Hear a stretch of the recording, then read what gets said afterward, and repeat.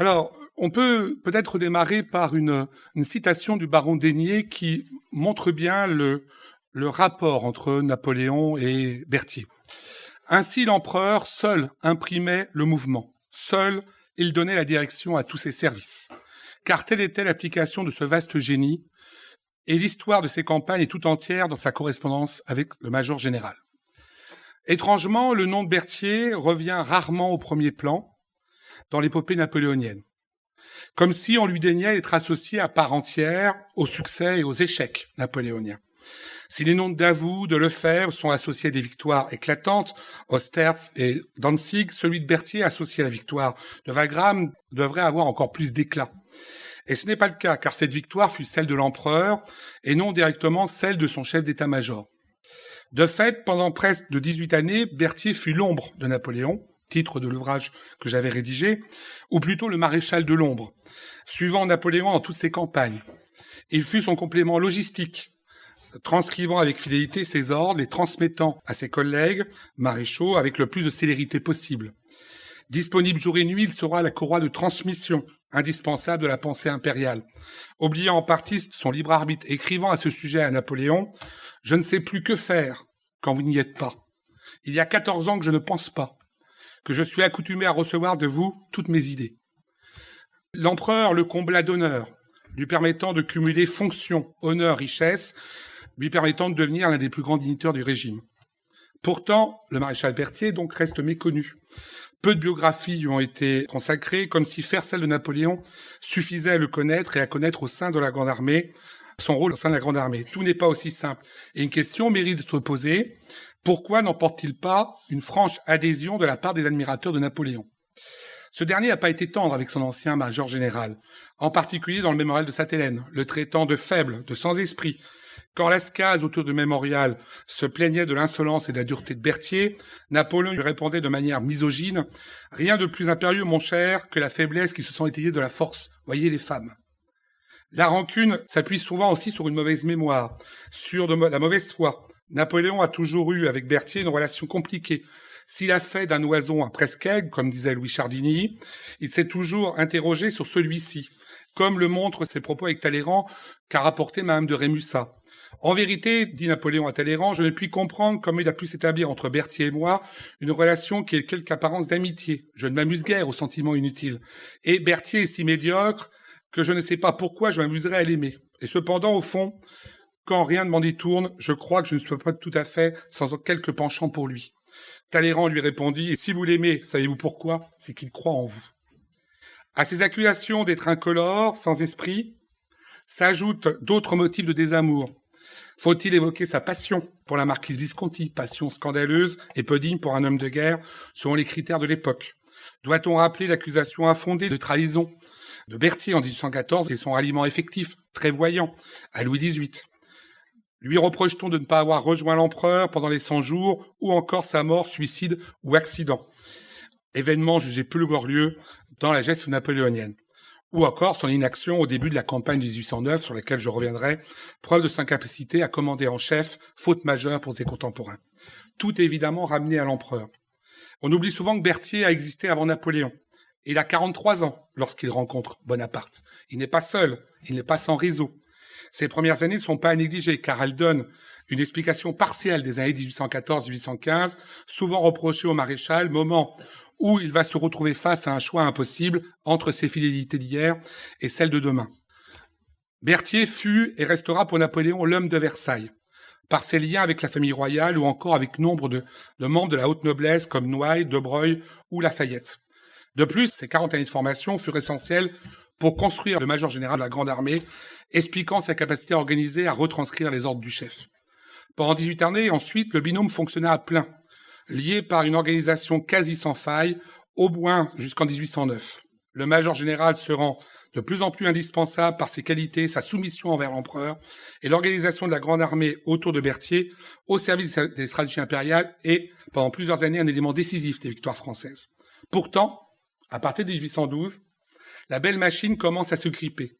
La Grande Armée, de plus en plus immense, semble de plus en plus ingérable. La relation entre Berthier et Napoléon se tend jusqu'à la défaite finale de 1814. Au retour des 100 jours, le prince de Wagram n'est plus. Et pour l'empereur, cela explique la défaite de Napoléon. Alors, il faut d'abord revenir, dans un premier temps, à mon sens, sur les 40 premières années, très rapidement, pour expliquer ce qu'est Berthier. Il y a une destinée d'abord essentielle pendant l'Ancien Régime, c'est la destinée de cette famille Berthier. Vous avez ici le portrait de son père et de sa mère, Jean-Baptiste Berthier et Marie-Françoise Lhuillier de Serres, Marie-François Lhuillier de Serres, épouse Berthier ici. Cette famille, elle a connu en quelques générations très rapides une ascension sociale extraordinaire, puisque le grand-père de Berthier était encore laboureur dans la région de Vézanne, donc en Bourgogne. L'arrière-grand-père, donc laboureur, le père est laboureur et domestique, Michel, entre autres, et Jean-Baptiste Berthier va être adopté ou être le protégé du seigneur de Vézanne qui va repérer ses qualités de mathématicien et d'expert, notamment dans la construction de tonneaux à l'époque, c'est important, et il va l'envoyer aller au ministère de la Guerre comme instructeur. Alors, on n'a jamais très bien su pourquoi lui plus qu'un autre, mais en tout cas, il a réussi à rentrer au ministère de la Guerre, et le sujet n'est pas là, le sujet n'est pas de parler de Jean-Baptiste Berthier, mais d'évoquer comment Berthier lui-même a réussi à aller plus loin. Donc, ascension extraordinaire qui va mener Jean-Baptiste Berthier, que vous avez ici, à l'aноblissement en 1763, à être à la tête du corps des ingénieurs géographes du roi, au département des plans également, dont il sera le responsable, le directeur, entre 1753 et 1772. Il va se marier à Marie-François Lhuillier de Serres, qui sera femme de chambre de Monsieur, frère de Louis XVI, et elle est également fille d'un ingénieur géographe du roi, et donc on a une famille, on a vraiment un réseau d'ingénieurs géographes qui est extrêmement important ici. Donc, la famille est dans la faveur royale. L'une des sœurs du maréchal aura pour marraine la marquise de Pompadour. L'un de ses frères aura comme parrain Monsieur. Donc, vous avez vraiment une famille qui est liée à la famille royale et une famille donc d'ingénieurs géographes extrêmement bien implantés à Versailles. Jean-Baptiste Berthier, donc à la tête dans la section des plans, va dresser notamment la carte des chasses royales, dont vous avez un extrait ou du moins un exemplaire ici avec la carte de Villetaneuse. Toutes les chasses royales seront faites et seront terminées d'ailleurs pour 1806 par Berthier lui-même, par le maréchal Berthier ici. Donc, le château de Villetaneuse et toutes les chasses, vous avez notamment à la Bibliothèque nationale ces cartes qui sont aujourd'hui présentes ici. Et ça a été un élément essentiel de l'éducation de Louis-Alexandre Berthier. Tous les fils de Berthier, il en a 3, sont destinés à devenir ingénieurs géographes. Aucun, alors Louis-Alexandre le sera, peu de temps, mais aucun véritablement ne suivra cette destinée puisque la Révolution va venir changer la donne, si je puis dire. Alors, Jean-Baptiste Berthier, donc élément de départ. Évidemment, maintenant, parlons du maréchal. Il naît donc à Versailles le 20 novembre 1753. Il est le fils aîné de Jean-Baptiste et de Marie-Françoise, et à ce titre, l'espoir de toute la famille. Son éducation va être particulièrement soignée. Il suit les cours d'un précepteur, il reçoit les bonnes manières de la cour, où il fut, semble-t-il, choyé par mesdames Adélaïde et Victoire, donc fille de Louis XV. Enfant particulièrement précoce, on le voit bien, Alexandre, ou Louis-Alexandre, comme vous voulez, fut présenté à l'âge de 11 ans, 1764, à l'école royale, au concours de l'école royale du génie de Mézières. 11 ans. 3 ans en avance, si je puis dire ici. Il est reçu du premier coup et il intègre comme Benjamin la nouvelle promotion. Pendant 2 années de scolarité, il va apprendre mathématiques, géométrie, hydraulique, dessin, lever des plans, cartes, charpente, autant de matières qu'il va utiliser évidemment à bon escient pendant toute sa carrière. Et il sort de l'école à l'âge de 13 ans, c'est-à-dire 3 ans avant l'âge d'une sortie classique. Donc, il intègre très logiquement le corps des ingénieurs géographes dirigé par son père, et il va y rester 6 années, travaillant sur les cartes et les chasses de la région parisienne, celle-ci, par exemple, au lever exécuté sur les côtes de France, se perfectionnant aussi sur le dessin avec un peintre d'histoire qui s'appelle Louis-Nicolas Blanc-Barenberg, alors qu'il est attaché au dépôt de la guerre. En 1769, à 16 ans, il devient officiellement ingénieur géographe, à 16 ans. 1769, Bonaparte naît à Ajaccio. Il faut bien retenir ce décalage. Ils ont 16 ans d'écart. Une génération, en somme. Génération, en somme, qui va peser, il faut s'en rappeler, au moment de la campagne de Russie, par exemple. Berthier, il a pratiquement 60 ans. Et là, on va le voir, pas mal vadrouillé, si je puis dire. Il est très fatigué. Il est malade, beaucoup. Napoléon est encore relativement jeune par rapport à Berthier, si je puis dire, puisqu'il a 44 ans environ à cette époque. Donc ça, c'est important. à retenir. Alors, 16 ans, ingénieur géographe du roi. C'est important aussi de retenir qu'à 16 ans, il a réussi à être au même niveau que son grand-père maternel, Hugues de la Serre. Donc ça veut dire que l'ascension sociale a été fulgurante pour les Berthier. Donc, quelle est la part de la faveur et du mérite dans cette nomination? C'est difficile à dire. C'est difficile à dire, mais en même temps, on voit bien que par la suite, par ses extraordinaires aptitudes, Berthier a démontré qu'il était capable de l'être, si je puis dire ici. Donc, malgré tout, il ne va pas rester confiné dans un bureau. Il va obtenir un grade de sous-lieutenant. Il va être promu lieutenant d'infanterie en 1772 dans une unité qui s'appelle la Légion de Flandre. En 1776, il rejoint le prince de Lambesc dans son régiment les Dragons de Lorraine, considéré à l'époque comme l'une des plus grandes cavaleries d'Europe, où il apprend à monter à cheval, où il apprend à manier les armes. Donc ce n'est pas qu'un homme de bureau, comme on a pu le voir par la suite. Et l'année suivante, il est nommé capitaine de l'état-major du prince de Lambesc. Il a 23 ans. Donc toujours quelqu'un de jeune. Et on va s'écharper au sein des officiers pour obtenir ce jeune garçon qui paraît avoir beaucoup de qualités. Entre le prince de Lambesc et le comte de Melfort, il y a des disputes pour obtenir 6 mois chacun. Berthier, évidemment, ici. Bon. La carrière d'Alexandre Berthier, elle est lancée. Elle échappe au vœu de son père, qui en aurait bien fait, donc un ingénieur géographe et son successeur. Son profil militaire, malgré tout, semble aller vers un emploi d'état-major où ses qualités d'organisateur d'exécution font merveille, et l'ascension se poursuit. L'ascension, elle se poursuit, et elle passe ensuite par l'Amérique. On oublie souvent que Berthier a fait la guerre d'Amérique, la guerre d'indépendance, pas dans la première expédition, mais dans la deuxième, celle de Rochambeau en 1780, où il s'engage. Il s'engage et il va rédiger un journal qu'on retrouve encore aujourd'hui aux Archives nationales, qui est présent à l'université de Princeton, mais les Archives nationales ont une copie. Un journal de son voyage donc en Amérique, qui est extrêmement intéressant, où il va tisser des amitiés avec Lauzun, Mathieu Dumas, le général Mathieu Dumas, Denoy, Ségur, Rochambeau évidemment, alors, peut-être pas une amitié avec Rochambeau, mais des liens, en tout cas avec Lafayette également, avec Custine aussi, Luckner, donc tous ces généraux qu'on va retrouver au début de la Révolution française, pour la plupart, et il va démontrer donc dans cette expédition des capacités d'analyse, de logistique et des talents de topographe qui lui permettent de recevoir donc les félicitations de Rochambeau. Exemple de cartes que vous avez ici, qui ont été faites par Louis-Alexandre Berthier, qui sont à la bibliothèque du Congrès, dans le front Rochambeau. Donc, cette carte de Baltimore, qu'on n'a pas le temps de détailler complètement, évidemment, où on voit, évidemment, la ville, les différentes routes et la rade de Baltimore, où sont présents en 1780 les troupes françaises. Et puis, même chose, une autre carte également faite par Berthier, la carte de New York, établie, donc, en 1781. Je vous rappelle que Berthier sera présent aussi à la bataille de Yorktown, lorsque les forces de Cornwallis seront battues, donc, par les troupes américaines. Donc, en Amérique, il va tisser des liens, il va montrer son talent de topographe, il va montrer un certain nombre de qualités d'organisateur qui font qu'il sera aussi l'un des membres honoraires du club de Cincinnati. Donc, il est l'un des membres du club de Cincinnati, comme Lafayette peut l'être également, ou l'amiral d'Estaing, par exemple.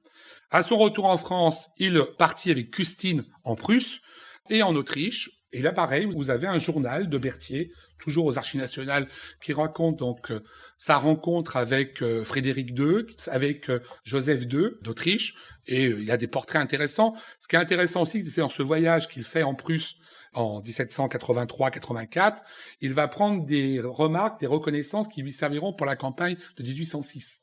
En 1806, lors de la campagne d'Allemagne, Berthier est déjà passé par là, il connaît un certain nombre de choses dont il va l'utiliser. Et puis, à son retour en France, il espère une promotion rapide. Il a été plutôt efficace pendant la guerre d'Amérique. Le maréchal de Ségur, en plus, vient de créer, en juin 1783, un corps d'état-major composé d'un nombre restreint d'officiers, 25 capitaines, 24 lieutenants-colonels ou majors, 19 colonels, entre autres, qui obtiennent le titre d'aide-maréchal général des logis. Il espère en faire partie, logiquement. Et en définitive, ça ne sera pas le cas, parce qu'il y a un nombre limité de candidats, et en fait, il va se voir proposer uniquement le poste d'adjoint et se faire doubler, si je puis dire, par des gens de haute noblesse, ce qu'il n'est pas, son père a été anobli en 1763, qui vont jouer leurs atouts, qui vont jouer les recommandations, si je puis dire ici. Et Berthier doit se contenter d'être un adjoint. Donc, peu soucieux des troisifs, il va se remettre au travail, il va se perfectionner évidemment sans cesse, cours dans les nouvelles écoles de tactique créées pour les nouvelles manœuvres d'infanterie et de cavalerie, lecture d'auteurs classiques, notamment du traité comme la défense du système de guerre moderne de Guibert.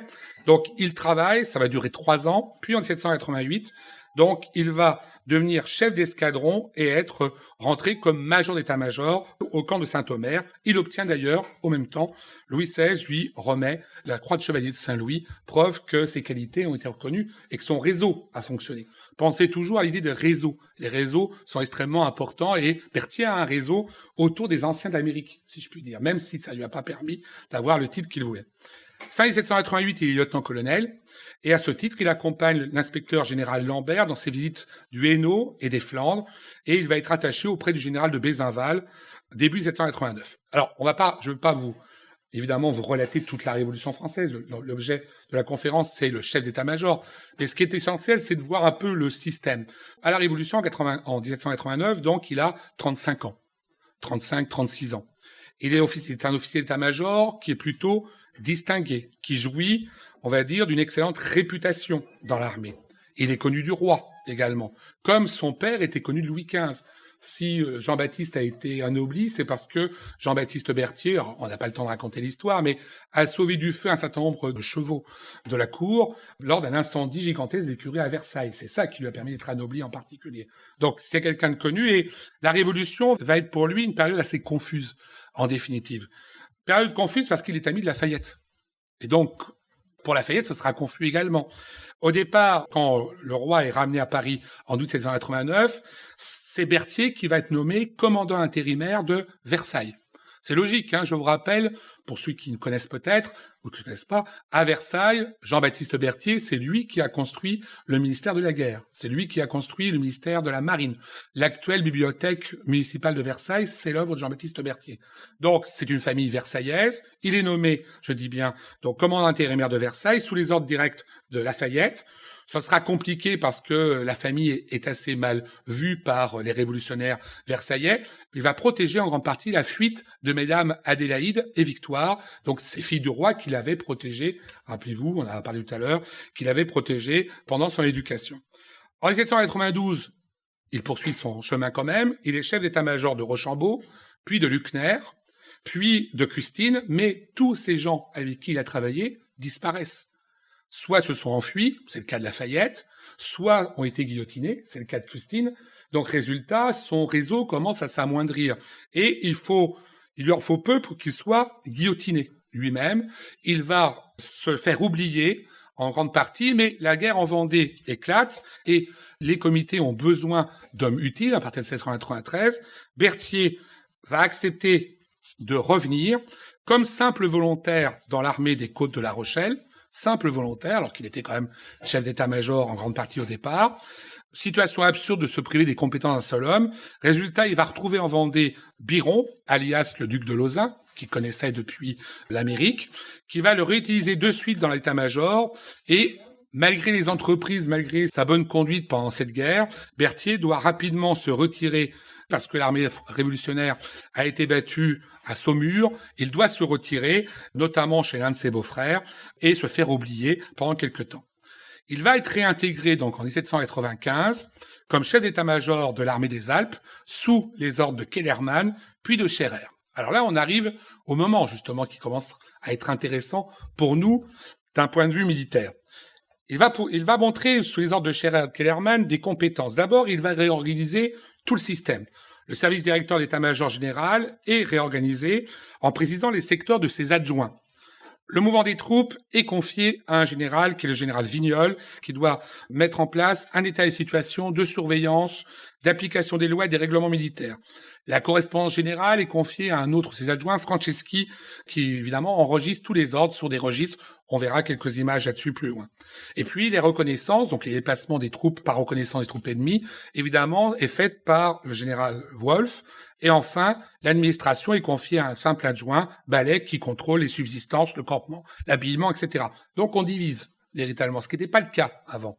Et dans un second temps, il va demander un état décadaire des moyens matériels dont disposent les armées, vivres, munitions, fourrages, équipements. Il m'a nommé aussi un vaguemestre pour faciliter la marche des colonnes et obliger les généraux à correspondre entre eux, ce qui n'était pas le cas jusqu'à là. Donc on voit qu'il y a une organisation. Et là, je vous le redis une nouvelle fois, Bonaparte n'est pas là. Donc ça veut dire que l'organisation est faite par Berthier lui-même, qui a imaginé tout cela. Donc, il est infatigable. Déjà à l'époque, on a plein de témoignages dessus. Pression constante sur ses subordonnés, exigences renouvelées. Et donc, on a vraiment l'impression que Berthier, le futur chef d'état-major de la Grande Armée, apparaît en cet été 95, libéré des pressions politiques. Enfin, on le croit parce que Scherer, son général, est souvent dépassé. L'armée des Alpes ne franchit pas les Alpes, c'est le cas de le dire. Berthier lui réclamait une offensive en Italie, bien avant que Bonaparte soit nommé généralissime de l'armée d'Italie, plutôt qu'en Allemagne où Kléber et Moreau semblaient pour lui en difficulté. Et le directoire va nommer, je vous le rappelle, à la place de Scherer, Bonaparte à l'armée d'Italie. L'armée des Alpes va être transférée à l'armée d'Italie ici. Et donc, à partir de là, 2 mars 1796, le directoire nomme Bonaparte général en chef de l'armée d'Italie et Berthier son chef d'état-major. Donc le couple le couple du rôle binôme, comme vous voulez, va maintenant s'unir véritablement. On voit bien que malgré tout, ces années que je viens de vous expliquer sont essentielles parce que Berthier ne doit pas tout à Napoléon. Comme d'autres, comme Marmont, entre autres, qui doit tout à Napoléon, ou comme Junot, qui doit tout à Napoléon aussi. Et pourtant, pendant près de 18 années, il va se glisser dans l'ombre de Napoléon. Alors, cette ombre de Napoléon, il faut d'abord rappeler, peut-être rapidement, d'abord montrer Berthier à Lodi, bataille de Lodi célèbre, où Berthier va s'illustrer. Nous en reparlerons plus loin, parce que Berthier, ce jour-là, a été l'un des généraux les plus importants, à la fois dans l'état-major, mais à la fois dans le combat. C'est Bonaparte qui le dit par la suite, dans son compte-rendu au directoire. Et l'autre portrait, c'est un portrait évidemment aussi de Louis-Alexandre Berthier, donc en uniforme de maréchal de camp, chef d'état-major, fait à la même époque, si je puis dire ici. Donc, Berthier et Napoléon, maintenant, ou Berthier et Bonaparte, vont réorganiser ensemble le service état-major qui a déjà été en grande partie organisé, je vous l'ai dit, avant 1796. Les services vont être réorganisés autour de 3 grands principes généraux. La subordination de tous au chef d'état-major, qui prenait l'initiative et responsabilité au nom de qui tout doit être présenté et réalisé. Deuxième principe, la rapidité au travail. Il fallait s'y mettre dès que l'ordre parvenait et s'y consacrer jusqu'à complet achèvement. Et troisième point, la spécialisation des adjudants généraux, chacun étant chargé d'une partie du service. On l'a évoqué tout à l'heure avec Vignol, par exemple, ou Wolf ici. Donc, on va diviser le service par rapport à ces 3 principes. On va diviser le service en plusieurs parts. Le mouvement des troupes, qui s'occupe des ordres de marche, le matériel et l'habillement, et puis le renseignement, les reconnaissances, les plans, les rapports, évidemment, qui sont importants avec toujours l'utilisation des ingénieurs géographes qui partent en éclaireur et qui font des cartes qui doivent servir, évidemment, au projet de campagne de Napoléon, ou de Bonaparte ici. Donc, on voit que le service va fonctionner comme ça. Le principe, il est mis en place dès la campagne d'Italie. Il sera réutilisé comme cela aussi pendant la campagne d'Égypte. Donc, il va être reconduit à plusieurs reprises, mais il faut attendre le 8 octobre 1800, donc le 16 Vendémiaire en 9, pour que soient fixées les règles de la composition de l'état-major. L'état-major général donc va compter 850 officiers, dont 7 généraux en chef, 109 divisionnaires, 178 brigadiers au bout du compte. On va compter au bout du compte dans cet état-major plus de 5000 officiers sans troupes dans les années 1800, 1805, 1806 en définitive. Rappelons que Berthier va être nommé aussi ministre de la Guerre, en remplacement du Bois-Crancé à partir de 27-Brumaire en 8. Il va donc réorganiser l'armée, préparer une armée de réserve extrêmement importante ici, et il ne va lâcher le ministère de la Guerre que pour partir à la 2e campagne d'Italie, donc en 1800. Le 2 avril 1800, Bonaparte écrit la chose suivante. Les talents militaires dont vous avez donné tant de preuves, citoyen général, et la confiance du gouvernement vous appellent au commandement d'une armée. Vous avez pendant l'hiver réorganiser le ministère de la Guerre. Donc, des compliments importants. Et cette campagne de 18 ans, elle a été essentielle parce que c'est elle qui met le plus en relief la personnalité de Berthier. Berthier a encore du poids pendant cette campagne de 1800. Napoléon Bonaparte vient d'être nommé, évidemment, premier consul. Il a des charges politiques de plus en plus importantes. Donc, il laisse Berthier organiser, préparer. Et le projet du passage des Alpes avait déjà été initié en son temps par Berthier lorsqu'il était sous les ordres de Scherer. On va reprendre cela. On va réorganiser les forces. Une armée sur le Rhin, une armée sur le Danube et une armée de réserve qui ira combattre en Italie. Il va guider l'avant-garde, c'est lui qui va guider les divisions aussi à travers le massif du Saint-Bernard, dont il a fait un certain nombre de reconnaissances par des cartes de ses ingénieurs géographes ici. C'est lui qui dirigera aussi la prise du fort de Bar, donc au moment de la traversée des Alpes. Donc il va préparer, anticiper toutes les demandes de Bonaparte et même aussi les demandes de ses collègues généraux, comme le général Masséna, qui après la reddition de Gênes va se rendre auprès de Berthier et le serrer dans ses bras, ce qui est rare pour Masséna à l'époque déjà. Alors, dans cette campagne d'Italie, on a évidemment plusieurs images qu'on peut montrer. Alors cette image-là, c'est une image donc de Mathieu Ignace Vambré que vous pourrez retrouver dans le catalogue de l'exposition. Une image assez rare de portrait que Ignace Vambré donc a fait des principaux personnages de l'entourage de Napoléon. Ensuite, le général Bonaparte, le chef d'état-major, le général Berthier à la bataille de Marengo. Alors Berthier a une perruque à l'époque, ça se porte encore. Mais je vous rappelle que c'est toujours cet homme de Versailles qu'il faut mettre en évidence ici. La convention d'Alexandrie signée entre le général Berthier et le général Mélas le 15 juin 1800, pareil, Berthier, donc avec les cheveux gris, du perruque, où on ne sait pas trop exactement ce qu'il porte ici. Et puis, dernière image de cette période, le général Berthier et ses deux frères. César, Victor Léopold, Berthier est au milieu, sur le cheval blanc. Donc deux frères qui vont travailler sous ses ordres en grande partie aussi, qu'il va protéger aussi pendant toute la période de l'Empire. Bon, même si parfois, surtout César, ça ne sera pas forcément une partie de plaisir, parce que César est plutôt un pillard, est plutôt un bon vivant, et c'est pas simple, on va dire, pour Berthier de le protéger, si je puis dire. Alors, par la suite, Berthier va mener une ambassade à Madrid, sur laquelle je passerai. Il redevient ministre de la guerre. S'il est nommé à Madrid, malgré tout, pensez que c'est le seul maréchal qui, pour Napoléon, peut faire une ambassade à l'étranger en 1800. Parce qu'il a les codes. Il a les codes de l'Ancien Régime. D'autres sont allés déjà, pensez à Bernadotte peut-être en Autriche, à Vienne en 1797. Ça s'est pas forcément très bien passé. Et ça sera le cas aussi pour le maréchal Lannes quand il fera son ambassade au Portugal, où ça se passera relativement mal, au moins pour la première partie de l'ambassade. Bon. Donc, il va redevenir ministre de la guerre en 1800 et il va continuer évidemment à réorganiser de façon extrêmement importante le ministère. Alors, un exemple parmi d'autres, dans le domaine de la correspondance, par exemple, c'est lui qui va mettre en place l'idée que la correspondance doit être faite par les chefs d'état-major des armées, qui doivent clairement avoir une hiérarchie et globalement correspondre directement avec le chef d'état-major, donc général, qui sera le major général Berthier. Donc le système va être mis en place là. Berthier dira d'ailleurs à Davout dans une lettre, le principe est certain que le chef d'état-major est l'homme du général en chef pour transmettre ses ordres à l'armée. Donc ça se fonctionne au niveau de la grande armée et ça fonctionne évidemment au niveau des corps d'armée également. À partir de 1807, Clark va être nommé ministre de la guerre, Berthier va être déchargé de cela, il peut pas tout faire forcément, et on va mettre en place évidemment la fameuse grande armée.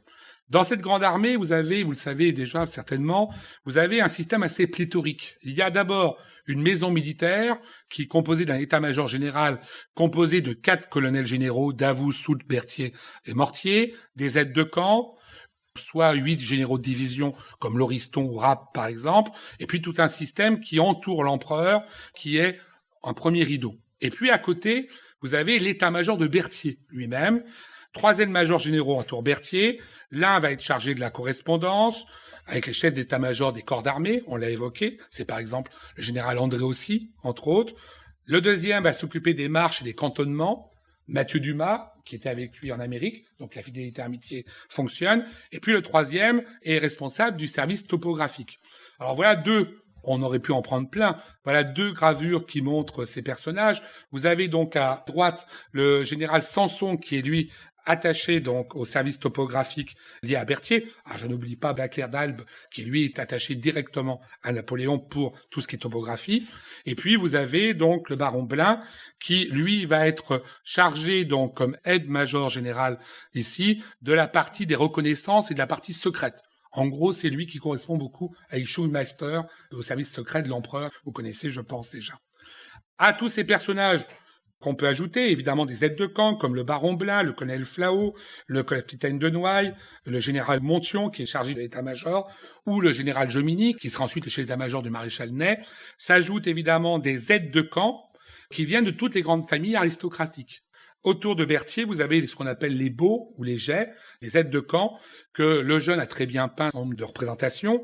La famille Noailles, Montesquieu, Talleyrand, Terrien-Périgord, la famille Colbert, Flao, Lagrange, Montelon, Pourtalès, tous ces gens-là sont présents autour de Berthier qui conserve son système de réseau. Toujours la même chose, il conserve son système de réseau. Donc c'est un système complexe, c'est un système extrêmement complexe. Vous avez 2 états-majors qui se juxtaposent quasiment ici, et dans ce système complexe, Berthier, évidemment, est le centre, après Napoléon, évidemment. Se forme alors donc évidemment un duo, un binôme, que je vous disais tout à l'heure, rarement vu dans l'histoire militaire.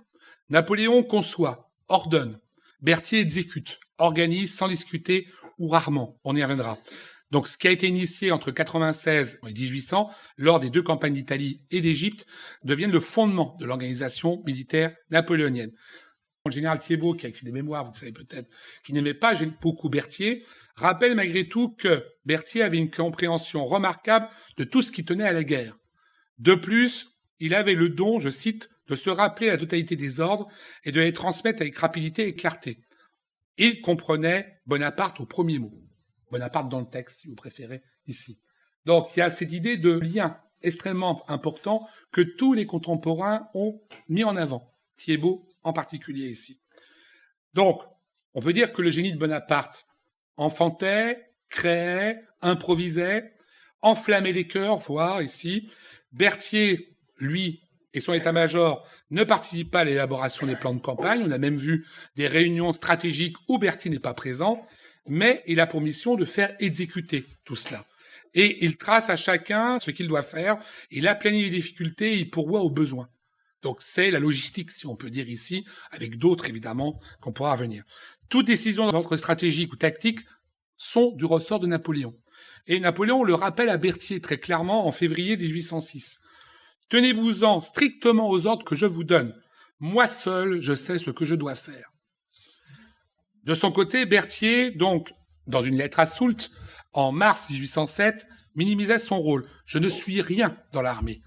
Je reçois au nom de l'empereur les rapports de messieurs les maréchaux, et je signe les ordres pour lui, mais je suis nul pour ce qui m'est personnel. Donc, il y a vraiment un rapport extrêmement asymétrique, si je puis dire ici. Donc, sa mission, elle consiste à traduire en actes les directives de l'empereur. Il va exceller en cela. Il va exceller dans un rôle d'obéissance, de discrétion, de disponibilité à toute heure du jour et de la nuit, réveillé 17 fois lors d'une nuit pendant 1807 par Napoléon. Le baron d'Aigné, donc, d'ailleurs, dans ses mémoires, je l'ai cité dans tout début d'introduction, a donné une image forte de la relation entre ces 2 hommes lors des campagnes militaires, insistant sur les apparitions fréquentes de l'empereur dans le cabinet du prince ou sous la tente du prince, sur le protocole intangible également de la transmission des ordres. Monsieur le maréchal, l'empereur ordonne. Monsieur l'intendant général, l'empereur ordonne. Les ordres sont remis au prince qui les signe pour l'empereur. Mais il y a toujours cette importance essentielle ici. L'état-major, donc, est le point de traitement des données. Toutes les informations sont filtrées par Berthier avant de remonter à l'empereur. Chaque corps d'armée est tenu d'envoyer 2 heures avant la tombée de la nuit un rapport sur les événements de la journée, marche, combat, pertes, renforts, position géographique, etc. Berthier lit tous les rapports. Ils sont signés, on les a évidemment au service historique de la défense.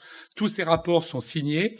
Il y appose donc un résumé en quelques lignes à chaque fois pour que Napoléon aille assez vite. Et il transmet, de toute façon, même s'il fait un résumé, il transmet les documents originaux à l'empereur. Donc il y a une transmission globale ici. Donc il est intermédiaire.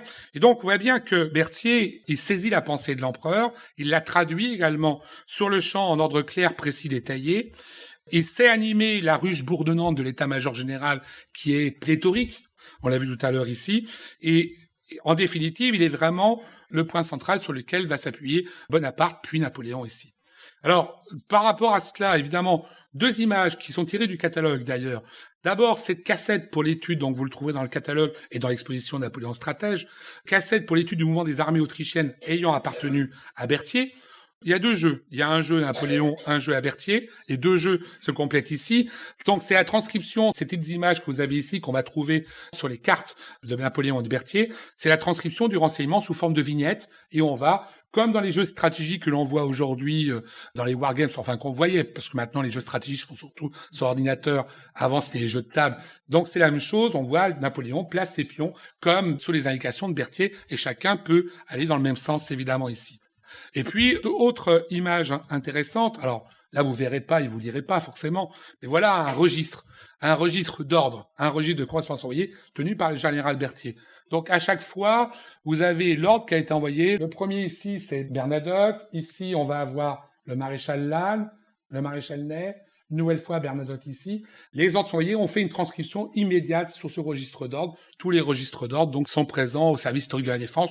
Celui-ci est la propriété de Jacques Garnier, si je ne m'abuse, un de mes confrères. Donc il faut évidemment expédier des ordres, centraliser les rapports des grands commandements, les renseignements. Donc on voit un travail extrêmement lourd ici. Et dans ce travail ingrat, évidemment, le major général ne se fait pas que des amis. Parce qu'il doit réprimander aussi les chefs de corps en cas de faute, d'hésitation, ceux qui n'envoient pas les ordres particulièrement. Prenons quelques exemples. Murat, en 1805, qui n'a pas fait connaître sa position. Je cite, « L'empereur, mon prince, aurait dû, dans la journée d'hier, recevoir 2 fois de vos nouvelles. La première, vous avez rencontré l'ennemi, et l'autre pendant la journée. Votre officier n'est parti du champ de travail qu'hier soir. Tard, Sa Majesté est restée jusqu'à 8 heures du matin avec des idées obscures sur la position de l'ennemi, et par là n'a pu donner aucun ordre à son armée. » À Mortier, toujours en 1805, qui avait sous-estimé la capacité de réaction de l'adversaire. Avant la pointe du jour, les généraux, les colonels doivent être à leur avant-poste et la ligne sous les armes jusqu'à la rentrée des reconnaissances. On doit toujours supposer que l'ennemi a manœuvré pendant la nuit pour attaquer à la pointe du jour. Donc des reproches souvent forts, qui lui attirent nombre d'inimitiés, avec Savary en 1807, avec Bernadotte. Alors, Bernadotte, c'est du milieu de l'histoire. Berthier et Bernadotte se détestent depuis 1797, depuis la campagne d'Italie, quasiment, pour des raisons sur lesquelles je ne reviendrai pas là, raisons souvent obscures. Et puis en 1806, lors évidemment de la bataille d'Iéna et d'Austerlitz, où Bernadotte a un peu traîné pour venir aider Davout, si je puis dire, et traîner est un pléonasme ici. Avec Ney, évidemment, à Eylau aussi, après Eylau, avec Gouvion-Saint-Cyr. Enfin bon, on sait que Berthier n'a pas beaucoup d'amis. Forcément, c'est un peu le surveillant général qui vient taper sur les doigts de ceux qui vont pas à leur travail ici. Il applique les ordres, il transmet, et voilà son ordre ici. Et il est souvent très excessif, éventuellement, là-dessus. On le sait, et vous le savez certainement déjà, lorsque l'empereur manœuvre sur Eylau, donc en 1807, le prince, vu l'importance des ordres, dépêche successivement et par directions différentes 8 officiers d'état-major au maréchal Bernadotte pour lui dire de se dépêcher. D'accord ? Donc on envoie une dizaine d'aides de camp ici. Sur les 8 partis, un seul est arrivé. Bernadotte, lui, n'est pas arrivé plus tôt, d'ailleurs. Bon, il a traîné aussi un petit peu à ce moment-là. Bon, il y avait d'autres engagements militaires qui étaient liés à ça. Bon, résultat, quelle est la relation entre Berthier et Napoléon ? C'est ce qu'on peut se demander. 2 hommes qui travaillent tout le temps ensemble. Est-ce qu'ils s'aiment ? Est-ce qu'ils se détestent ? Vous avez déjà quelques idées là-dessus, certainement. Le major général se donne pour règle de paraître devant Napoléon toujours impeccable et d'humeur égale. Il est le compagnon d'armes de Napoléon, mais aussi, vous le savez, son souffre-douleur, dans ses fonctions militaires comme dans la vie privée. Menneval, secrétaire de l'empereur, résumera les rapports entre les 2 hommes par cette formule. Il l'appelait son frère d'âme, son fidèle compagnon et sa femme. Napoléon semblait très conscient de ce lien, affirmant aussi à Metternich, donc ambassadeur d'Autriche à Paris, que Berthier avait pour lui les sentiments d'une bonne d'enfant. Une relation intime s'est donc tissée, logique, vu le temps qu'ils ont passé ensemble, depuis la campagne d'Italie. Pour autant, Berthier ne se départit jamais de sa réserve envers Napoléon. Napoléon est l'empereur. Donc, affection d'un côté, dévouement de l'autre, voire adoration, parfois. Enfin, Berthier, il adore surtout la marquise Visconti et moins Napoléon, vraisemblablement, qui nous dit qu'elle est sa maîtresse, dont on ne parlera pas aujourd'hui, puisque c'est le chef d'état-major qui est important. En définitive, chacun sait ce qu'il doit à l'autre. On le voit bien dans un certain nombre de témoignages. Même si Napoléon, mais c'est Napoléon, est souvent injuste et va rabrouer Berthier très souvent. C'est lui qui l'a, donc c'est lui qui prend pour les autres, si je puis dire. Dans la moitié de Sainte-Hélène, il va confier à Lasca ces quelques mots sur le major général. Voilà quel était le mérite de Berthier. Il était des plus grands et des plus précieux pour moi. Nul autre n'eût pu le remplacer. Les témoignages de Denier, de Lejeune, de Daru montrent un Berthier fidèle, modeste, soucieux de bien faire, généreux avec ses aides de camp, sous une écorce rude, dit-on, infatigable travailleur, C'est Denier qui raconte cela. Je n'ai vu personne être plus infatigable que le prince Berthier, à tel point qu'un jour, monsieur le comte Daru, que je félicitais sur la faculté qu'il avait de soutenir aussi longtemps le travail et la privation de sommeil sans tomber malade, me répondit: le prince de Neuchâtel est bien plus fort que moi. Je n'ai passé que 9 jours et 9 nuits sans me coucher. Et le prince en a passé 13, à cheval ou à travailler sans se coucher. Donc on voit, je vous rappelle, 16 ans de décalage au niveau de l'âge aussi. Donc c'est quelqu'un qui commence à plus être jeune aussi. En campagne, les deux hommes voyagent ensemble, déjeunent ensemble. Le major général est prêt à tout moment à recevoir les ordres de l'empereur. Les déplacements de l'empereur se font en berline. Celle-ci est bien aménagée, permettant aux deux voyageurs de travailler, de bavarder, d'étudier des documents, voire de dormir. Si l'empereur dort avec un siège pliant qui lui permet de pouvoir s'étendre sur un matelas, Berthier dort, lui, assis sur un strapontin. Donc, aux étapes dans un village, s'il y a une maison comme d'hab, il la partage. S'ils sont en race campagne, on plante les tentes et la tente du major est plantée aux côtés de celle de l'empereur et celle des officiers de la maison. Alors, quelques images là-dessus. Une image qui est intéressante de Grenadier Pils qui avait fait ce dessin donc de l'état-major de Napoléon, et on voit évidemment Napoléon ici et l'état-major ici. Alors, difficile de savoir où est Berthier là par contre. Un aide de camp donc de Berthier qui lui remet une dépêche par une image du 19e siècle, donc fait par fil au poteau. Les tentes de l'empereur, donc, à l'île Lobo, et là, on peut imaginer, donc, la tente de l'empereur au centre, et derrière, la tente, évidemment, de Berthier. Alors, on va revenir sur Berthier dans ce costume par la suite. Donc, on voit bien qu'il y a un travail incessant, et même la nuit, l'empereur peut déranger Berthier 17 fois, je vous l'ai dit, pendant une nuit ici. Alors, est-ce que, pour autant, Berthier n'est qu'un officier d'état-major? Il sait également s'engager sur le terrain et commander efficacement les troupes au cœur du combat, quand c'est nécessaire. Alors, certains me diront peut-être, oui, mais 1809, il n'a pas su le faire, mais je vais y revenir. Après la bataille de Lodi, donc, on est tout début de la campagne d'Italie, Bonaparte envoie cette lettre au directoire, je vous en avais parlé tout à l'heure. Si j'étais tenu de nommer les militaires qui se sont le plus distingués dans cette journée extraordinaire, je serais obligé de nommer tous les carabiniers et grenadiers de l'avant-garde et presque tous les officiers d'état-major. Mais je ne dois pas oublier l'intrépide Berthier, qui a été dans cette journée canonnier, cavalier et grenadier. Donc ça prouve que Berthier sait se battre, qu'il est capable de se battre, qu'il n'est pas, comme le disent souvent ses collègues maréchaux, pas grand-chose. Pas grand-chose, seulement un surveillant général. C'est ce que tous disent. Bernadotte en premier d'ailleurs. Évidemment, on ne peut pas oublier la première semaine de campagne de 1809. Napoléon a pas mal de choses à traiter, au niveau politique entre autres, et il laisse Berthier organiser l'armée seul, ça Berthier le fait d'habitude, mais en même temps la diriger. Donc Berthier va être général en chef en l'absence de l'empereur pour diriger les troupes vers l'Autriche, et il va s'avérer incapable de gérer les difficultés stratégiques, dispersant les troupes plutôt que les rassembler, comme Davout lui conseillait d'ailleurs à l'époque. Pourquoi l'a-t-il fait? Parce qu'il a suivi les ordres de l'empereur. Napoléon avait décidé, sur un plan de campagne, de disperser ses troupes. Il n'est pas là. On applique les ordres de l'empereur. On va surtout pas le contredire. C'est le problème de Napoléon, je pense que, et c'est ce que dit Thiers souvent d'ailleurs dans son histoire du Conseil de l'Empire, ça montre souvent les limites de la stratégie napoléonienne limitée à un seul homme. Napoléon décide tout, et évidemment, quand on doit improviser, s'il n'est pas là, les maréchaux, à part Davout, sont souvent incapables d'improviser. À Austerlitz, en 1806, Iéna, Austerlitz, Davout a improvisé parce qu'il s'est retrouvé face à une force qui n'était pas prévue. Il a improvisé, il a gagné. Ça ne veut pas dire que ça a fait plaisir à Napoléon. Il a gagné, oui, bon, il a été félicité, il a été duc d'Austerlitz également, mais Napoléon a été un peu vaniteux comme il était, surpris et un peu jaloux de cela. Donc, on l'a à chaque fois dans les registres d'ordre, dès que les officiers font autre chose que Napoléon a décidé, Napoléon les rabroue systématiquement. Donc Berthier, il savait que les Napoléons décidaient des initiatives contraires à ses ordres. Si en plus elles se révélaient judicieuses, c'était pas bon. Donc résultat, ça explique en grande partie pourquoi Berthier ne fait pas grand-chose et qu'il attend. Et Napoléon, évidemment, va arriver et va arranger les choses et rassembler les troupes et pouvoir gagner la campagne de 1809. Bon, Berthier va être récompensé de toutes ses actions, de toute cette fatigue, de ses voyages sur des sièges inconfortables, de ses 17 fois levés pendant une nuit, etc. Il va être récompensé, évidemment, en étant un des premiers militaires de l'Empire.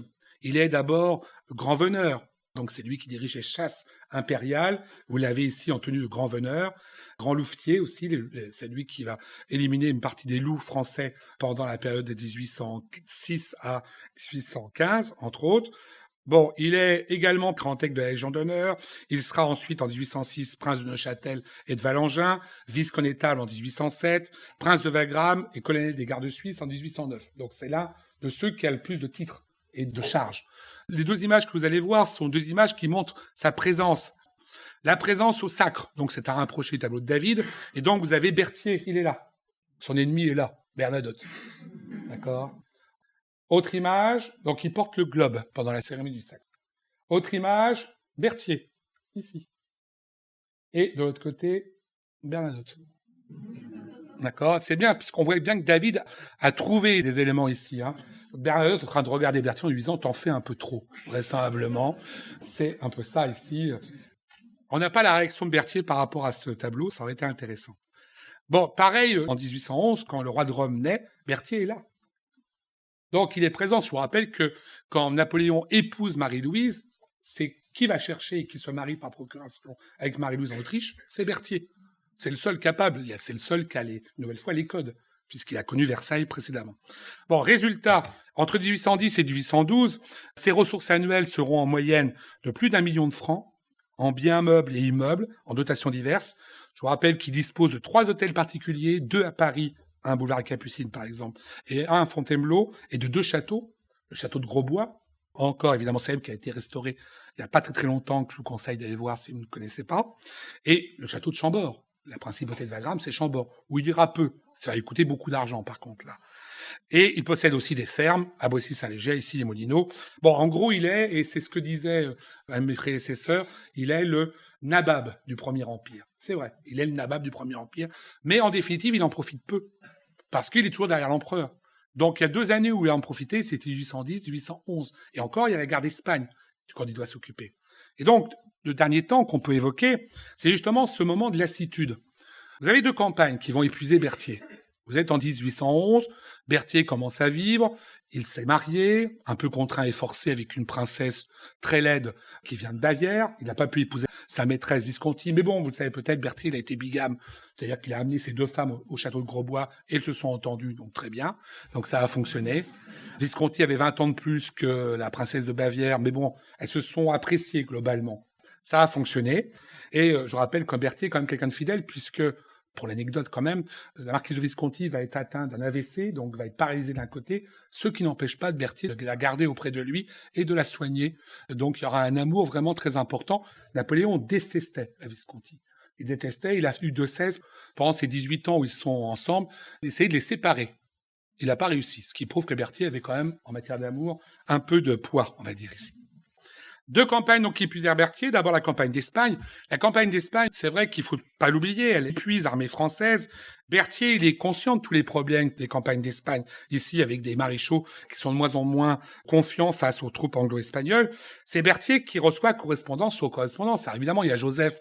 Enfin, Joseph, il est souvent doublé par Berthier, qui dirige la campagne de France, quasiment ici, avec les maréchaux en Espagne, au courant des disputes, des dissensions entre Joseph et les maréchaux. Il faut rappeler qu'au départ, Napoléon avait confié le commandement de l'armée donc à Joseph et au maréchal Jourdan. Mais en réalité, les maréchaux continuent de correspondre directement avec Napoléon, donc avec Berthier. Et Berthier transmet des ordres de mouvement. Bon, il ira s'installer, il va même créer à Bayonne, en 1811, un bureau d'état-major qui est un peu plus près, qui sera sous la direction du général de Monthyon. Mais bon, il y a l'idée d'une guerre d'Espagne qui occupe quand même beaucoup Berthier. Ça l'empêche pas de racheter des terres, d'agrandir Grosbois et de commencer à faire fortune. Et puis arrive évidemment la campagne de Russie. La campagne de Russie, qu'est-ce qu'en pense Berthier ? Berthier, on le sait par pas mal de lettres à son épouse en particulier, à la Visconti, il est pas très chaud. D'abord, il était déjà pas très chaud, on le sait, au moment de la campagne de 1807. À Friedland, quand Napoléon remporte la bataille de Friedland, il est déjà un de ceux qui lui dit « on est parti un peu loin ». Pour des raisons logistiques, ça traîne un peu, on va avoir des difficultés. Il y avait évidemment le massacre d'Eylau qui était quelques semaines auparavant. Donc, il a un peu freiné, et je vous rappelle qu'à Tilsit, Alexandre est content de signer, évidemment, la paix, à l'entrevue, et pareil pour Napoléon, les deux sont assez contents d'arrêter le combat parce que leurs forces sont épuisées de chaque côté. Là, la campagne lui paraît très loin parce qu'en plus, il faut mener campagne sur 2 fronts. L'Espagne, qui épuise l'armée française, et la campagne de Russie. Et il le dit, les limites de la prudence vont être dépassées. Donc, le résultat, c'est que Il partage ses inquiétudes avec beaucoup de monde, il en parle à Cambacérès, tout en essayant de continuer son métier avec zèle. En 1812, il reprend son métier, si je puis dire, sa fonction de major général de la Grande Armée, cesse de s'occuper des affaires d'Espagne, on laisse ça à Monthyon, et il s'occupe alors de la reconstitution de la Grande Armée, qui va, vous le savez, être composée d'environ 600 000 hommes, dont 350 000 Français, l'armée des 20 nations qui sera prête, évidemment, à l'offensive à partir du mois de juin de 1812. Berthier le dit dans ses lettres également, il dit que c'est un peu tard. Je vous rappelle, Napoléon ne se presse pas, parce qu'il va passer par Berlin. À Berlin, il y a une semaine de fête que Berthier estime un peu sans intérêt. Il faut aller plus vite. Berthier, topographe, a aussi peut-être une idée climatique importante. Il l'évoque dans plusieurs lettres, ça. Et le 23 juin, lors d'une reconnaissance sur l'Yémen, c'est Caulaincourt qui raconte cela. Napoléon tombe de cheval, vous savez peut-être, et Berthier va dire à Caulaincourt, « Nous ferions mieux de ne pas passer le Yémen, cette chute est de mauvais augure. » Donc, il est pessimiste. Ce qui n'empêche pas, évidemment, de remplir ses fonctions, mais il va tenter de dissuader Napoléon de commencer la campagne ou d'aller plus loin, insistant sur l'hétérogénéité de l'armée, les problèmes de logistique, le manque de cartes précises de la Russie. On n'a pas beaucoup de reconnaissance ici. Alors, on va envoyer des ingénieurs géographes qui vont être détachés pour faire cela un peu ici, mais enfin, ça suffit pas. Évidemment, je ne vais pas faire la campagne de Russie, vous la connaissez. On voit bien que tout ce que Berthier dit va commencer à se mettre en place, au moins jusqu'à la bataille de la Moskova. Ça veut dire qu'il y a évidemment des désertions, il y a évidemment la tactique de la terre brûlée des Russes ici, les lignes de communication qui s'étirent et qui rendent les estafettes et les transports logistiques difficiles, l'incapacité aussi de gens comme Jérôme, par exemple, qui pousse Napoléon à le placer sous le commandement de Davout. Je vous rappelle que Jérôme va démissionner le 6 juillet et repartir en Westphalie sans autorisation. Napoléon est excédé à l'époque. Il reproche les manœuvres trop lentes à Poniatowski. À Berthier, il reproche les mauvaises communications. Bon, il n'y a pas eu vraiment une très bonne ambiance, j'allais dire dans l'équipe de France de football, mais quasiment ici, au sein du commandement français. C'est Caulaincourt qui dit d'ailleurs « Personne n'osait plus prendre, même le major général, la responsabilité de l'ordre le plus insignifiant. » Donc Napoléon est colère à ce moment-là. Les corps d'armée se sont réduits. Je vous rappelle que, par exemple, le corps d'armée de Davout est passé, entre le mois de juin et le mois de juillet, est passé de 72 000 hommes à 52 000 hommes. Que le corps d'Eugène est passé de 80 000 à 45 000, etc. Donc on voit que les corps d'armée se réduisent ici, et de façon extrêmement forte. Berthier, donc, va revenir à la charge. Il revient à la charge, on est mi-août 1812, et très franchement, il dit à l'empereur, il faut arrêter, il faut revenir en Pologne et reconstituer nos forces. Napoléon dira très simplement, Berthier, je donnerai un bras pour que vous fussiez à Grosbois. Non seulement vous êtes bon à rien, mais vous me nuisez. Donc, résultat, il sort de la pièce et l'arme aux yeux. C'est ce que disent les témoignages, selon Menneval. Et Napoléon, donc, va aller le chercher parce que il mange avec lui tous les soirs. Donc, il veut son compagnon le soir. Et Napoléon lui passa alors les bras autour du cou. Il lui a dit, donc, qu'ils étaient inséparables. Le railla sur Madame Visconti. C'était un gimmick ensemble, si je puis dire ici. Et le plaça lui-même en face de lui. Malgré tout, il le rend responsable de tout. L'état-major ne n'est plus aucun service. Ni le prévôt de la gendarmerie, ni de Wagmès, aucun ne me sert comme il devrait. Vous avez reçu mon ordre pour les bagages, faites en sorte que les premiers bagages que je ferai brûler ne soient pas ceux de l'état-major. Donc, résultat, rien ne marche. Relâchement, évidemment, assez important ici. Et fin août, une nouvelle fois, Berthier revient à la charge sur l'idée qu'il faut arrêter. Il faut arrêter et revenir en Pologne. Et là, Napoléon éclate. C'est ce que dit Denier. Il va encore plus loin que précédemment, je m'excuse des mots. Allez-vous-en, je n'ai pas besoin de vous, vous n'êtes qu'une merde. Rentrez en France, je ne retiens personne de force.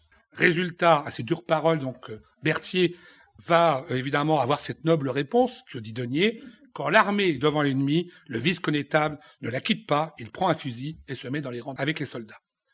Là, il y a une rupture très forte. Berthier, pour la première fois, est sorti de ses gonds, si je puis dire. Ils ne vont pas se parler pendant 17 jours. Transmission des ordres, le travail est fait, mais quelque chose est cassé dans l'esprit d'Alexandre, et on le voit dans ses lettres, on ne pouvait pas l'insulter jusqu'à ce niveau-là. Il ne méritait pas un tel affront ici. La suite est connue, la bataille de la Moskova va être une victoire pour la France, une victoire pour les Russes, Borodino, on va dire ici. Là, vous avez le maréchal Berthier, donc, qui rend son épée au général russe Sokerev, donc c'est un rapproché du tableau du baron Lejeune. Par la suite, Berthier est plutôt partisan de partir de Moscou assez rapidement. Napoléon attend, vous le savez, il attend qu'Alexandre lui demande de le rejoindre pour une négociation, ce qu'il ne fera pas. Et pendant la campagne de la retraite de Russie, en définitive, il va faire son travail, mais avec un peu de lassitude, comme il avait par rapport à cette insulte que Napoléon lui avait donnée. Il va quand même soutenir Murat, puis Eugène, après le départ de l'empereur. Alors, est-ce qu'il faut croire de Castellane, dans ses mémoires, qui raconte la scène suivante, qu'Alexandre, au moment où Napoléon repart vers Paris, a craqué, a pleuré, a suivi Napoléon dans sa chambre en lui criant de l'emmener avec lui? On a plusieurs témoignages là-dessus. Napoléon aurait dit « Cela ne se peut pas, il est nécessaire que vous restiez avec le roi de Naples. Je sais bien, moi, que vous n'êtes bon à rien. » Ça fait toujours plaisir. Mais on ne le croit pas, et votre nom a quelque effet sur l'armée. Donc Berthier restera. Berthier est malade à l'époque, toujours des rhumatismes extrêmement importants, une goutte qui le touche déjà depuis 2 ans environ ici. Il va continuer avec Murat, puis quand Murat va partir, il va continuer avec Eugène, et il va ramener les débris de l'armée en Allemagne, et pour la première fois de sa vie, il va s'allonger pendant 3 mois, tellement ses blessures sont importantes entre le mois de décembre 1812 et le mois de mars 1813, ce qui n'empêche pas de travailler dans son lit, mais il est vraiment las. Les campagnes qui vont suivre, Berthier est toujours là. La campagne d'Allemagne, il est là, et il va réorganiser en partie l'armée, donc pour la campagne d'Allemagne, de son lit, je vous l'ai expliqué tout à l'heure. Pareil, pendant la campagne de France, il est toujours là, et il suit Napoléon dans tous ses rôles. Mais on voit bien que sa correspondance est de plus en plus empreinte de lassitude. Alors, pour finir, il faut bien retenir ici que sur le 1814, rappelons que le rôle très passif de Berthier lors de la journée du 4 avril, vous savez, cette journée où les maréchaux auraient fait pression sur Napoléon pour qu'il abdique, en particulier, même si ça a été pas mal remis en cause par la suite. Berthier, il est plutôt passif pendant cette période-là. On pense, si on regarde bien les textes, il me semble que Berthier a déjà décidé que c'était fini. Vraisemblablement qu'il faisait ce qu'il avait à faire, mais que déjà, il se tournait vers le régime suivant. Il y a déjà des contacts, apparemment, avec la monarchie, avec Louis XVIII. Il va refuser, par exemple, d'aller avec Caulaincourt pour négocier avec les Alliés. Napoléon dira par la suite qu'il a besoin de Berthier, mais c'est Berthier qui a dit « Non, j'y vais pas. Je ne négocierai pas là-bas. Je ne suis pas assez bon diplomate. » Il a quand même été à Madrid en 1800. C'est lui qui a géré le mariage avec Marie-Louise. C'est parce qu'il ne veut pas se mêler de cette affaire. Le 11 avril 1814, Napoléon a déjà abdiqué. Les 2 hommes se virent pour la dernière fois. Et de cette visite, Napoléon s'entretient ensuite auprès de Caulaincourt. « Je ne m'explique pas qu'il ait refusé de me suivre à l'île d'Elbe. Cette marque d'attachement ne lui aura rien coûté.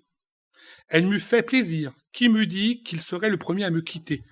Il a des enfants, sa femme, ça leur impose des devoirs. Il espère conserver sa fortune en restant. De fait, on pourrait lui confisquer ses biens à Neuchâtel s'il me suivait, tandis que Schwarzenberg lui fera conserver. Ce sont des considérations dans sa position. C'est de quitter Fontainebleau avant mon départ qui me choque. » C'est pour ça qu'on a eu cette légende que Berthier avait trahi Napoléon. Berthier part le 11 avril, mais il revient. Il revient à Fontainebleau, il ne partira que le 17 avril. Il va régler les affaires courantes sans revoir l'empereur. Mais il n'a pas abandonné le premier. Par contre, évidemment, il sera ensuite l'un des premiers, et c'est surtout, ça on lui a beaucoup reproché, à prêter serment avec un grand discours grandiloquent à Louis XVIII. Mais là, vous avez évidemment ce qu'on avait évoqué au tout début, l'idée de la fidélité d'hier. Il connaît la famille royale. Louis XVIII, lui en sera pas beaucoup garant, on va dire, ou gagnant, il n'aura pas grand-chose là-dessus. Au retour des 100 jours, Berthier n'est pas là. Parti pour la Belgique, dans l'escorte royale, il est capitaine des gardes du roi. Hein. C'est la compagnie de Saint-Pierre, vous le savez, il y a 2 compagnies à l'époque. La compagnie de Marmont, qui est appelée la compagnie de Judas, et la compagnie de Berthier, qui est appelée la compagnie de Saint-Pierre, parce que Berthier s'est renié plusieurs fois. Donc, il est parti dans l'escorte royale, il est prisonnier de son serment de fidélité auprès du roi, envers Louis XVIII, et il est prisonnier aussi du château de Bamberg. Bamberg, c'est la résidence de sa belle famille, où il est globalement prisonnier, puisqu'il ne peut plus sortir. Les Allemands le surveillent assez largement, il ne peut pas avoir de passeport, et il ne pourra pas être de la dernière campagne.